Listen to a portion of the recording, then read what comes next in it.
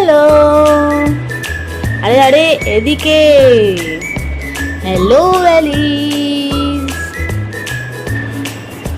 Golden beach hotel Pattaya, থাইল্যান্ডের ভাইবের সাথে আমাদের ব্রেকফাস্ট জার্নি শুরু হলো উইথ বুফে ব্লাস্ট।